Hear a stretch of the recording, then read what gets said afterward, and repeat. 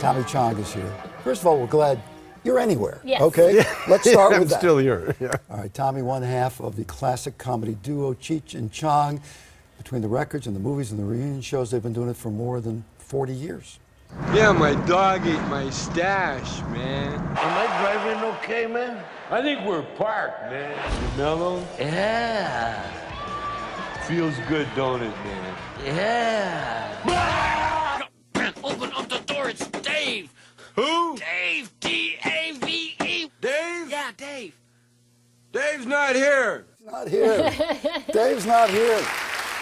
Just a little look, a little look. You know, I realized listening to you guys, you had like a generation of guys running around sounding like you. Yeah. You realize A that? couple generations, A couple- actually. yeah, a couple right? generations. It feels like more than that.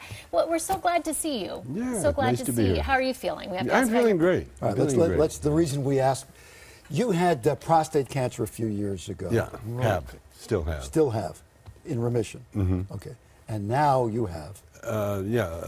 Rectal cancer. Related? Yeah. Was it related? No, apparently It's not. Apparently not. I look at the body, you know, like a car. You know, I'm an old car now, and I got a little rust in the exhaust pipe. That's about it. You're in your 70s, right? Yeah. Yeah, yeah. Almost 80. Almost, really. Getting close. Getting close. Now I know you've been really vocal about how you're using, like, even the cannabis suppositories, right? Yes. And how has that helped, or do you think that's hurt? Oh no, it all helps. It all Definitely helps. Well, first of all, when you do suppositories, you don't get the head high. You know, you get a little butt high, but no head high. Okay. Whatever that is. I'm not sure what that is. Oh, it's good. Butt high is good, man. Because you can still think. I know people who graduated from Bud High, but that's a whole other story. No, but no. The cannabis oil is. I think cannabis oil has really kept me from. It kept me healthy, kept me young. You know, kept me on Dancing with the Stars. You were amazing. You brought your swag to that. Yeah. Had you danced before then? You know, I learned how to dance salsa. You know, I had to. You know, because my wife was a salsa dancer. So we're watching you here. The state of your health then was what? I had cancer. All right, at that point. I think probably, you know, this is my own opinion, the stress of the show probably brought it out. And it is stressful. Oh, It's not just totally. fun, it's stressful. 7 days a week, rehearsals, like 4 or 5 hours a day rehearsals. So did you know your cancer? Like, had you been getting your colonoscopies? Did you? Or No, for 3 years. That was a problem. Yeah, but they give you propofol. I'm surprised you didn't want to do it. Now, Tommy, on a serious note here, you have always been in the forefront of saying, let's legalize marijuana. Yes. It's a ridiculous thing. Yes. If we had started out another way, marijuana would be legal and alcohol wouldn't be, et cetera, et cetera. Yeah. What do your doctors say when you talk to them? about Every doctor, the straight doctors and the hip doctors, the straight doctors, they don't discourage it. I tell them I'm treating the cancer with marijuana, and they go, okay, let's see what happens. You know, the cancer. I mean, the marijuana doctor. Like, there's a Dr. Frankel. He's been researching, and he's one of the top marijuana doctors in the world. Actually, he encourages the use of the cannabis oil with cancer for a number of reasons. You know. And how does the medical profession officially look at this? Officially? Well, it depends. In Israel, there's research going where they've done great strides. Dr. Sandra Gupta did a great show on CNN where they showed the cannabis oil actually curing a little girl's epilepsy.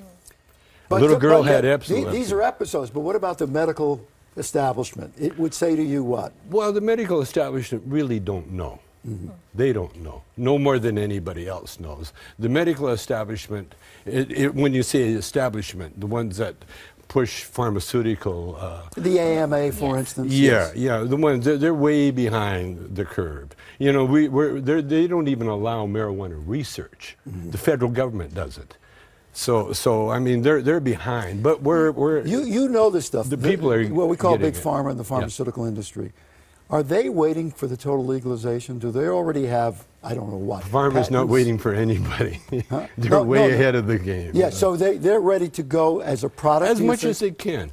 The United States government tried to patent, or did patent marijuana years ago when they made it illegal, because the American government knew, at that time knew the medical benefits. And the reason it was made illegal was pure political, and racist. Marijuana laws are very racist. They're probably the only blatant racist law that we have. And the reason I say that is before it was called marijuana, it was called hemp. And it was grown all over the world, especially in America. There's Hempville, Hempstead, there's hemp towns named after So hemp. people in Long Island who live in Hempstead don't know they live in Marijuana-stead? That's Is that what right. you're saying? That's a right. really interesting thought. A lot of them don't. Okay, it's not like you've dedicated your life to the pursuit of marijuana, But I have. but you have. And the interesting thing is that I think most people back in the 70s and early 80s would have thought that you wouldn't be alive now. That's right. That's right. And you've outlasted a lot of those people. Absolutely, because of the marijuana. And you think it's because- I'm like I say, I'm almost 80 years old. I still do everything that I did when I was 40. And you're everything. confident about this prognosis? The doctors feel confident, and when you're in there? The doctors are very, very confident. With me, it's stage 1. It's not that serious. I'm going to treat it, like I say, with marijuana. And chemo and radiation, right? Yeah, and the chemo and the radiation. The good thing about marijuana, what marijuana does more than anything, it relaxes the mind. It relaxes the anxiety. And when you relax anything, then things get done. It relaxes the immune system. So the immune system will take over, Because when we have illnesses and that, the doctors can only do so much.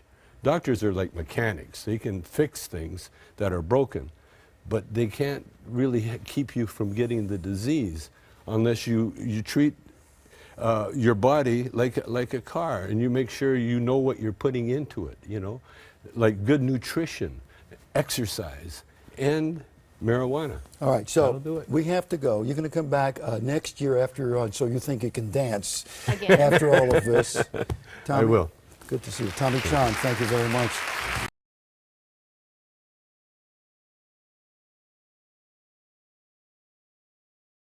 Tommy Chong is here.